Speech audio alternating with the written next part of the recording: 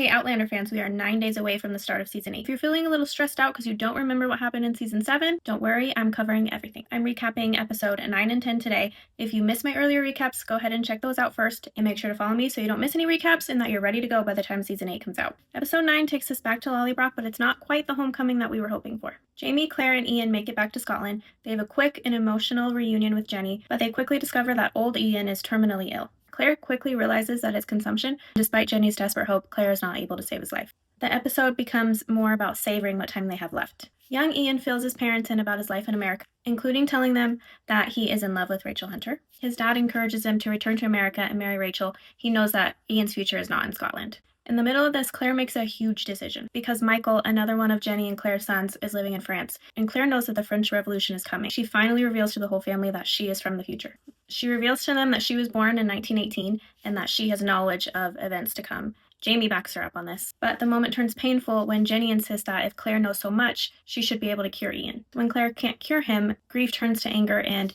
there's tension between them during Ian's final days. Claire then receives a letter from Lord John Grey asking her to return to the colonies to treat his wounded nephew, Henry Grey. Though she wants to stay, she knows that she's needed there, so she leaves back to America ahead of Jamie. Young Ian takes his dad's advice and returns to America with Claire so that he can figure things out with Rachel. Jamie remains behind to spend Ian's final days with him, and while in Scotland, he settles unfinished business with Leary. He amends their financial agreement so that Leary's daughter Joan can enter into a convent, giving that chapter a long overdue resolution. Meanwhile, back in the 1980s, Roger and Buck travel through the stones to save Jimmy. Remember, they believe that Rob Cameron took him to go find the Spaniards' gold. But they somehow miscalculate and land roughly 40 years too early. They realize this because they come face to face with Jamie's father, Brian Fraser, and a much younger version of Jenny. Roger is obviously freaking out.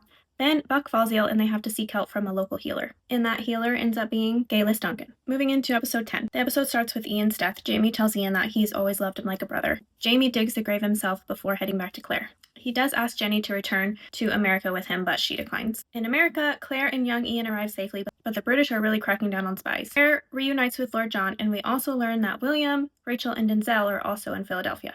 Claire performs emergency surgery on Henry using ether, and it works. A woman named Mercy assists Claire during the surgery, and we also find out that Mercy is working as a spy for the Continental Army. She secretly carries letters out of the city to General George Washington, but her contact is captured, and she knows that she's being watched. So Claire offers to smuggle the letter out herself, knowing that the British soldiers will rarely suspect a woman. She successfully drops the letter at the dead drop outside of the city. Meanwhile, Ian finds Rachel, but Archbug shows up and attacks Rachel to avenge his wife.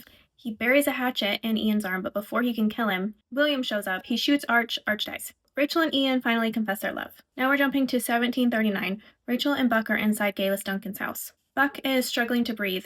Gayless Duncan is examining him, completely unaware that Buck is actually her son. Roger keeps that detail to himself. Gayless steps out and Roger explains to Buck that Gayless is a time traveler that he actually met in 1968. Yes, the blood murdering one and the husband sacrificing one. Gayless comes back in and Roger tells her that his son was kidnapped by a ferryman and he's searching for him.